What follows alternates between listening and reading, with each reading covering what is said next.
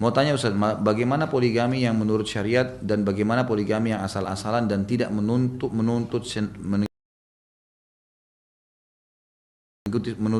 sunnah dan eh, menuruti sunnah Nabi dan pendapat dia hanya berpegang kepada sunnah Rasul saja. Dosakah laki-laki seperti ini karena di dalam poligaminya hanya mendatangkan kemudaratan dan sedikit maslahatnya karena yang kedua juga tidak soleha. Bolehkah seorang istri melakukan khulu karena sudah nggak tahan dengan poligami yang tanpa ilmu itu? Tentu saja nggak boleh nih ya. Nggak boleh dan berkata si suami akan dosa. Pernikahan dia yang kedua sah, tetapi kalau dia tidak menjalankan hak dan kewajiban, masalah membagi waktu adil dalam nafkah dan seterusnya, ini berarti dia berdosa dengan itu. Masalah dia si istri bolehkah mengajukan khulu, gitu kan? Ini dilihat keadaannya. Kalau suami ahli maksiat boleh. Tapi ingat, khulu itu artinya menarik haknya suami. Kalau wanita sudah mengajukan khulu ke pengadilan, khusus di Indonesia masih berpegang pada mazhab Syafi'iyah. Kalau jumhur ulama tidak ada seperti ini. Khulu adalah seorang wanita mendatangi pengadilan dan mengatakan kepada hakim, saya dikhianati oleh suami saya, buktinya 1, 2, 3, 4, 5. Nggak jalankan kewajiban, memukul, mabuk dan seterusnya. Gitu kan? Disebutkanlah masalah itu.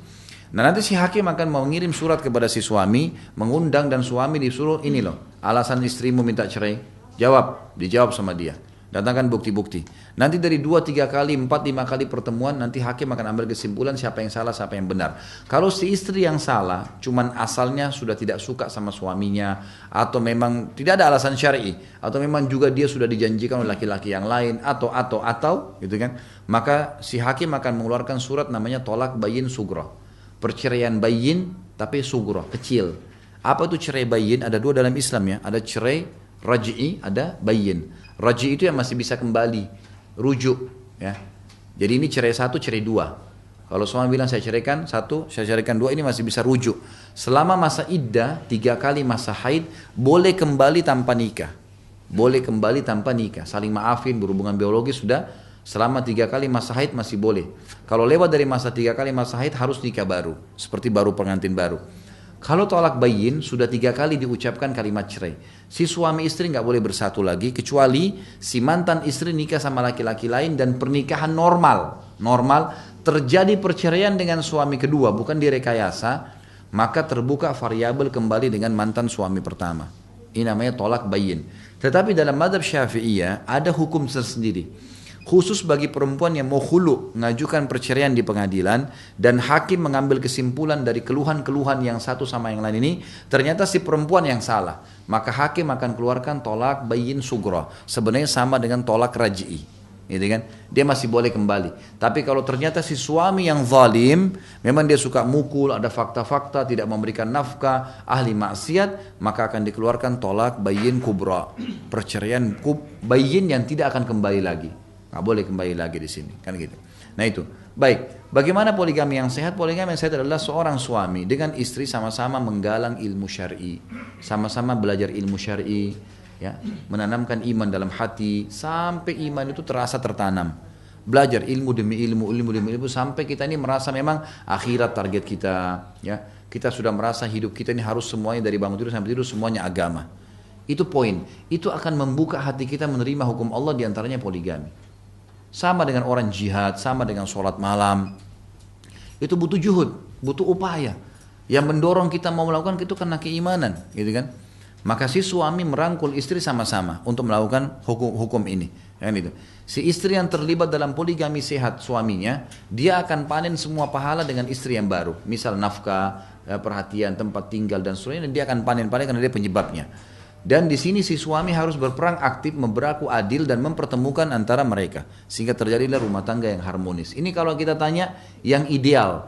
Karena Nabi SAW mempertemukan di antara mereka berjalan sama-sama sampai pernah satu kali istri-istri Nabi bersama-sama berada di satu tunggangan unta. Sampai kata Nabi SAW waktu untanya lagi bergerak, gitu kan, hampir saja istri Nabi SAW sempat bergerak mau jatuh, kata dia, ya, hati-hatilah dengan botol-botol kacaku. Gitu. Nabi SAW mengistilahkan istrinya dengan botol kaca yang hawar, itu nanti kalau jatuh malah bisa pecah. Jadi seperti itulah. Nah ini poligami yang sehat. Makanya saya sarankan kalau kepada bapak-bapak, maka dia harus bisa merangkul istrinya. Jangan sampai membangun rumah tangga baru merusak rumah tangga lama. Harusnya bisa dia harus berperan aktif. Anda kalau punya perusahaan, mau bangun buka cabang perusahaan baru, bagaimana kalau administrasinya masih kacau? Terus buka baru, bukan tambah pusing? Tambah pusing. Awal buka restoran baru, toko baru, namanya baik, oh hebat ya buka toko baru. Tapi setelah itu, hitung-hitungannya akan jadi kacau semua tuh. Karena memang masih kacau dari awal. Tapi kalau sistemnya sudah rapi, mau buka 1000 cabang pun kan kita gampang. Sistemnya sama, gitu kan. Tapi seperti itulah kurang lebih gambaran rumah tangga. Kalau mau yang sehat harusnya begitu. Bagaimana bisa merangkul itu? Sambil berdoa kepada Allah Subhanahu wa taala. Dan ingat, niat melakukan pernikahan dan poligami karena agama, bukan karena yang lain. Kalau karena agama kita akan selalu berpikir untuk mencari pasangan nanti yang menambah wanita yang dalam hidup seorang laki-laki itu adalah wanita yang salihah, yang memang memberikan manfaat buat dia secara keimanan. Tapi kalau makin menjauhkan dari keimanan tidak boleh. Pernah Abdullah bin Umar radhiyallahu anhu menikah dengan seorang wanita. Wanita ini sangat cantik tapi pemahaman agamanya masih kurang. Sehingga pernah membuat Abdullah bin Umar radhiyallahu anhu telat sholat. Abdullah bin Umar ini selalu sholat tepat waktu. Setelah nikah sama dia telat. Umar bin Khattab tahu perubahan anaknya lalu dipanggil. Dia kata Umar, ceraikan istrimu. Kata Umar, ceraikan istrimu. Lalu Abdullah bin Umar kan tidak mau karena dia tahu nih wanita cantik baru nikah. Dia mau sama perempuan ini. Kemudian dilaporkan kepada Nabi SAW. Kata Nabi SAW, taati ayahmu. Karena Nabi tahu dari wahyu ini perempuan memang mengubah hidupnya menjadi lebih buruk. Ini jangan. Banyak laki-laki begitu. Poligami salah. Poligami sama pelacur. Poligami sama perempuan yang tidak benar. Belum tutup aurat. Ini salah ini. Gitu kan? Sembunyi-sembunyi. Kenapa harus sembunyi? Bahasakan baik-baik. Gitu kan? Santun. Oh tidak bisa terima. Karena belum paham aja. Coba terus berdoa. Fahami. Mungkin Allah juga melihat. Kadang-kadang begini Bapak Ibu sekalian, Allah tidak membukakan kita sebuah pintu. Justru karena kalau Allah buka, Allah tahu kita jadi masalah. Kalau kita dibukakan pintu itu dan Allah tahu kita bisa, pasti dimudahin. Pasti dimudahin. Tidak ada sesuatu yang jadi masalah di situ. Sebenarnya ya, ini hal-hal mendasar harus difahamin. Karena dalam masalah-masalah poligami ini masalah pekah, gitu kan. Ini level tertinggi dalam bab pernikahan. Saya menyampaikan Bapak Ibu sekalian, saya termasuk praktisi. Saya menikah poligami. Dan sampai sekarang alhamdulillah istri saya berkumpul. Mereka berkumpul, mereka jalan sama-sama, mereka telepon-teleponan, saling mengirim hadiah, tidak ada masalah. Alhamdulillah. Bahkan sampai sekarang mereka yang mendukung saya untuk melangkah lagi menyempurnakan poligami. Kok bisa terjadi? Ya, itu yang terjadi. Mereka membahasakan kepada saya, ini seperti ini. Bahkan ada temannya yang dekat sama mereka, ini seperti ini. Saya yang mempertimbangkan. Baik insya Allah. Mungkin orang tidak semua bisa menangkap itu. Tidak semua bisa menangkap itu. Tapi ini terjadi. Dan saya tahu ada beberapa akhwat kita yang pernah bertanya kepada saya kira tadinya laki-laki, ikhwah. Dia telepon ke saya, dia SMS ke saya, Ustadz apa hukumnya laki-laki kalau menikahi 3 wanita sekaligus? Ini kasus ya, terjadi. Tidak usah dibayangkan. Karena tidak semua orang sama pola pikirnya. Kita kalau bicara masalah hukum, ini hukum.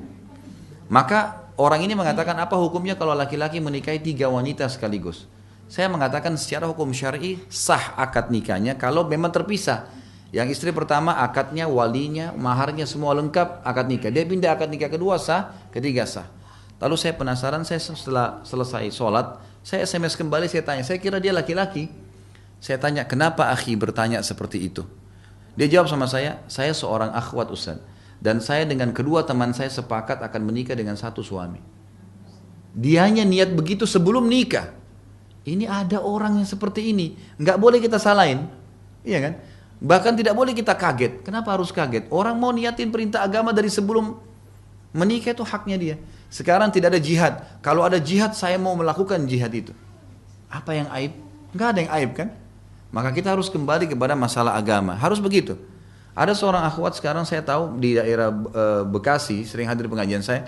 Dia bahkan bilang sama saya, Ustadz, boleh nggak saya memberikan syarat kepada suami saya mau menikah nih, saya berikan syarat agar dia nanti menikah dengan sahabat saya. Saya bilang itu boleh saja, tapi tidak boleh dipaksain. Kalau suaminya setuju dengan dia, itu kan itu boleh saja.